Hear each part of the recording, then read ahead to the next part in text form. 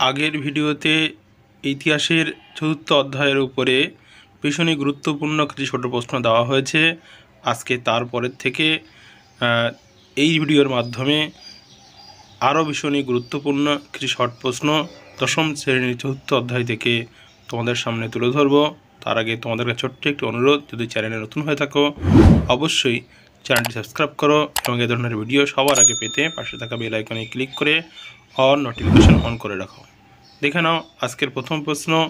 24 দাগ। মহাবিদ্রোহের সময় ইংল্যান্ডের প্রধানমন্ত্রী ছিলেন ভিসকাউন্ট পামারস্টোন।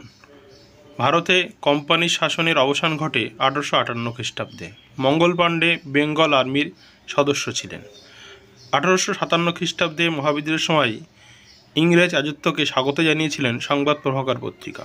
মহাবিদ্রোহে যোগ দেয়নি এমন একটি রাজ্য হলো পাঞ্জাব। মহাবিদ্রোহকে কৃষক বিদ্রোহ হিসেবে আখ্যা দিয়েছেন শশীভূষণ চৌধুরী। এটি মাধ্যমিকে 2022 সালে এসছে। পরের প্রশ্ন 30 দাগ। মঙ্গল পাণ্ডে যে ইংরেজ অফিসারকে গুলি করেছিলেন তার নাম হলো হিউসন। এর পরের প্রশ্ন। মঙ্গল পাণ্ডের ফাঁসি হয় 1857 খ্রিস্টাব্দের 8 এপ্রিল। মহারানীর ঘোষণাপত্রকে কী নামে অভিহিত করা হয়? উত্তর জনগণের ম্যাগনা কার্টা। মহাবিদ্রোহের পর ভারতের শাসনভার গ্রহণ করেন মহারানী ভিক্টোরিয়া। মহারানীর ঘোষণাপত্র খোদিত আছে ভিক্টোরিয়া মেমোরিয়ালের গায়ে। মহারানীর ঘোষণাপত্রের প্রধান উদ্দেশ্য ছিল ভারতবাসীর আনুগত্য অর্জন। মহারানীর ঘোষণাপত্র ঘোষিত হয় 1858 খ্রিস্টাব্দের 1 নভেম্বর। লক্ষ্মীবাঈয়ের প্রকৃত নাম মণিকর্ণিকা। ডিসকভারি অফ ইন্ডিয়া বইটি কার লেখা?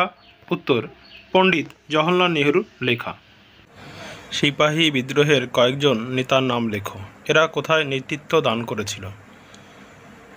1 নানা সাহেব, তার প্রকৃত নাম গোবিন্দ ধন্দু পন্থ, এবং তাতিয়া টুপি, যার প্রকৃত নাম রামচন্দ্র পাণ্ডুরঙ্গ তোপি।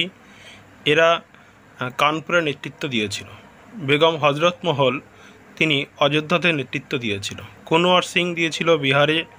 রানী লক্ষ্মীবাঈ দিয়েছিল ঝাঁসিতে। ঝাঁসির লক্ষ্মীবাঈ সবাই আমরা জানি। মৌলভী আহমদ উল্লাহ উত্তরপ্রদেশের ফৈজাবাদে নেতৃত্ব দিয়েছিল। দিল্লিতে দিয়েছিল ভগৎ খান এবং আসামে দিয়েছিল মনিরাম দেওয়ান। এর পরের প্রশ্ন দেখে নাও। কোন যুদ্ধে রানী লক্ষ্মীবাঈ মারা যান? উত্তর 1858 খ্রিস্টাব্দের কালপির যুদ্ধে মারা যান।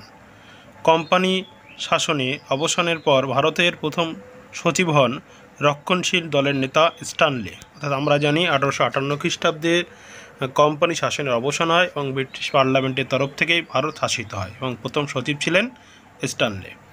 মহাবিদ্রোহের সমর্থনকারী দুটি পত্রিকা হলো সংবাদ ভাস্কর এবং সংবাদ প্রভাকর। কালীপ্রসন্ন সিংহ কোন নাটকে সিপাহী বিদ্রোহের বিরোধিতা করেন? উত্তর মালতী মাধব নাটকে। ইংল্যান্ডের কোন নেতা সিপাহী বিদ্রোহকে জাতীয় বিদ্রোহ বলে অভিহিত করেছেন? উত্তর ডিসলেরি। এর পরের প্রশ্ন। কার্ল মার্কস সিপাহী বিদ্রোহকে জাতীয় বিদ্রোহ বলেছেন কোন পত্রিকায়? উত্তর নিউ ইয়র্ক ডেইলি ট্রিবিউন পত্রিকায়। সিপাহী বিদ্রোহের সময় কয়েকজন ব্রিটিশ সেনাপতির নাম হলো হ্যাভলক, নিকলসন, হিউ রোজ। পরের প্রশ্ন। রানী লক্ষ্মীবাঈ পরাজিত হয়েছিলেন হিউ রোজের কাছে, এবং এখানে বলে রাখি হিউ রোজ কিন্তু বলেছিলেন রানী লক্ষ্মীবাঈ হচ্ছে সিপাহী যুদ্ধের একমাত্র পুরুষ সিংহ। মহারানী ভিক্টোরিয়া কত সালে ভারত সাম্রাজ্ঞী বলে অভিহিত হন? উত্তর 1877 খ্রিস্টাব্দে রয়্যাল এন্টাইটেলমেন্ট আইন অনুসারে তিনি কিন্তু ভারতের সাম্রাজ্ঞী হন। ভিডিওটি দেখার জন্য তোমাকে ধন্যবাদ। এই অধ্যায়ের বাকি প্রশ্নগুলো পেতে অবশ্যই চ্যানেলটি সাবস্ক্রাইব করো এবং ভিডিওটি সবার আগে পেতে পাশে থাকা বেল আইকনে ক্লিক করে অল নোটিফিকেশান অন করে রাখো। এবং সেই সঙ্গে বলে রাখি এর আগের ভিডিওটি আমি ডেসক্রিপশন বক্সে দিয়ে রেখেছি, সেখান থেকে তোমরা চাইলে তোমরা সেই ভিডিওটি দেখতে পারো।